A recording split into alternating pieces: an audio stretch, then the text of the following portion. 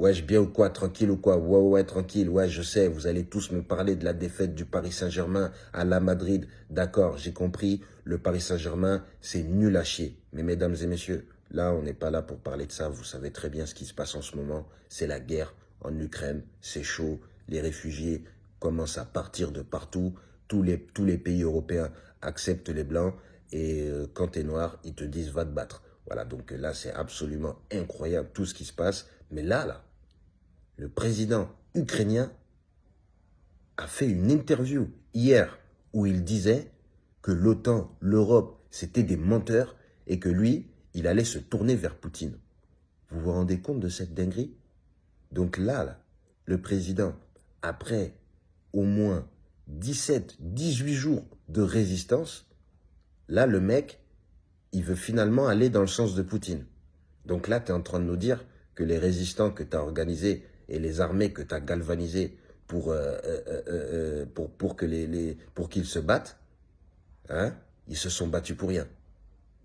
Oh là là. D'un côté, on va pas se mentir, c'est une bonne chose, mais de l'autre, ça montre que toi là, franchement, non, toi, tu es un comédien. Ah ouais, parce que je sais pas si vous savez, mais lui là, hein, vous savez comment il est arrivé au pouvoir? À la base, c'était un bambin qui faisait des castings pour devenir acteur. Tu comprends?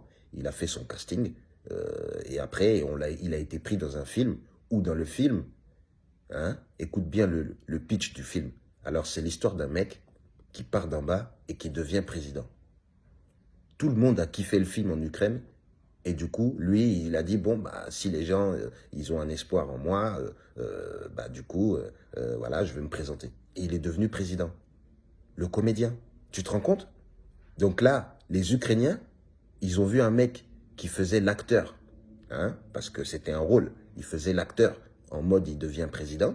Et ils ont dit, ah, lui, il joue bien le président. On va voter pour lui. Franchement, les Ukrainiens, vous avez un pet au crâne. Moi, j'ai jamais vu ça. Quand tu vois que c'est un acteur, tu votes pas pour lui, mais vous avez voté pour lui. Et là, qu'est-ce qu'il est en train de dire? Il est en train de dire que voilà, moi je vais me calmer et je vais commencer à parler avec Poutine. Mais tu ne pouvais pas faire ça depuis le début? Hein? Tu ne pouvais pas faire ça depuis le début? À cause de toi, là. La France se trouve dans la liste noire de la Russie. À tout moment, on peut péter.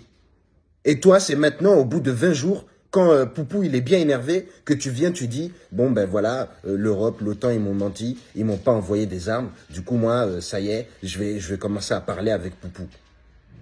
Mais Poupou, il est déjà fâché. Poupou, il veut déjà tous nous éliminer. Hein? C'est maintenant que tu veux déposer les armes et que tu veux parler? Alors que la liste a déjà été établie? Hein? Non, mais toi, Zelensky, franchement, t'es mauvais, hein. T'es méchant. Toi, là, toi et Florentino Pérez, vous êtes main dans la main. Toi et le président du Real Madrid, vous êtes vraiment trop méchants. Mais comment tu peux faire ça? Hein? Tu pouvais pas faire ça avant?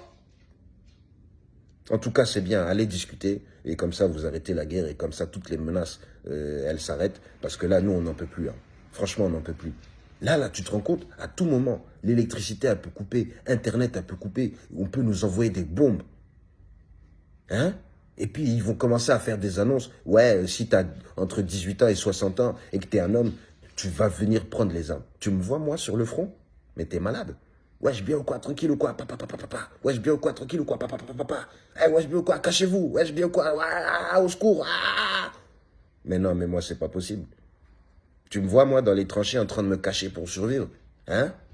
Mais non, tu sais très bien que je serais dans la bagnole en train de partir vers les contrées tranquilles, directement. Et puis après, boum, je monte dans le bateau et on va dans les îles. Tu entends ce que je suis en train de t'expliquer? Là où il se passe absolument rien du tout. Parce que vous allez me dire, ouais, non, mais Fodji, viens ici. Mais chez vous aussi, ça commence à être chaud, c'est tendu. Donc là, je sais pas.